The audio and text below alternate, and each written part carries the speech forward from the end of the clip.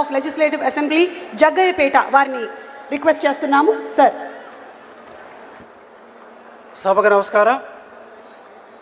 గౌరవ ముఖ్యమంత్రి నారా చంద్రబాబు నాయుడు గారికి, అదేవిధంగా ఉప ముఖ్యమంత్రి వర్యులు పవన్ కళ్యాణ్ గారికి, యువ నాయకుడు నారా లోకేష్ బాబు గారికి, సభా వేదిక మీద కేంద్ర మంత్రులకు, రాష్ట్ర మంత్రులకు, శాసనసభ్యులకు, పార్లమెంట్ సభ్యులందరూ కూడా పేరు పేరు నమస్కారం తెలియజేస్తూ సభకు విచ్చేసిన ప్రతి ఒక్కళ్ళు కూడా పేరు పేరు నమస్కారం తెలియజేస్తూ ఉన్నాం.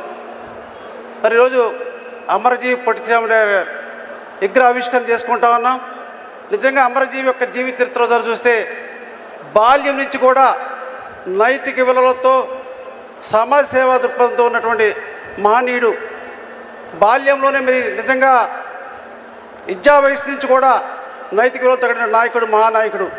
అటువంటి స్వాతంత్ర పోరాటంలో మహాత్మా గాంధీ పిలుపు మేరకు ప్రభుత్వ ఉద్యోగాన్ని రాజీనామా చేసి మహాత్మా గాంధీతో పాటు అనేక ఉద్యమాల్లో పాల్గొని జైలు జీవితం కూడా నిర్మించినటువంటి మహనీయుడు పొట్టి శ్రీరాములు గారు.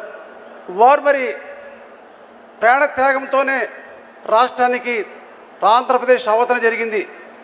వారు మరి స్వాతంత్రం కోసం, రాష్ట్ర అవతరణ కోసంతో పాటు ప్రత్యేకంగా హరిజన ఉద్ధరణ కోసం, హరిజనులకు దేవాలయాలు ప్రవేశం ఉండాలి, వాళ్ళకు కూడా సమన్యాయం ఉండాలని చెప్పి హరిజన ఉద్యమం చేసినటువంటి మహనీయుడు.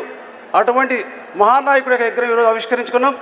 వారిని స్మరించుకుంటూ వారి యొక్క అడుగుజాడలో ఆశయాలతో త్యాగము, అదేవిధంగా సత్యము, అహింస మార్గంలో అందరూ నడవాలని చెప్పని అందరినీ కూడా మనం ఇటువంటి సందర్భంలో అటువంటి మహనీయుల యొక్క స్మరించుకుంటూ రాబోయే తరాలకి ప్రతి ఒక్కళ్ళు గుర్తుండే విధంగా ఈరోజు అమరజీవిని ఏ విధంగా గుర్తుంచుకున్నావో అదేవిధంగా స్వర్ణాంధ్రప్రదేశ్ సాధన కోసం మన నాయకుడు చంద్రబాబు నాయుడు గారు ఏ విధంగా నిరంతర కృషి చేస్తూ రాష్ట్రాన్ని ఒకవైపు అభివృద్ధి సంక్షేమంతో పాటు ఒక సాంకేతిక పరిజ్ఞానంతో ముందుకు పోతున్న మన నాయకుడిని కూడా రాబోయే తరాలు గుర్తుండే విధంగా మనం అందరం కూడా వారికి ప్రత్యేకంగా మనందరి యొక్క ఆశీస్సులు ఉండాలని చెప్పని మనసారా కోరుకుంటూ పొట్టి శ్రీరాములు గారికి మనసారా మరి అందరూ కూడా ఒకసారి జోహార్లు అర్పిస్తూ సెలవు తీసుకున్నాం. జై హింద్, జై తెలుగు తల్లి.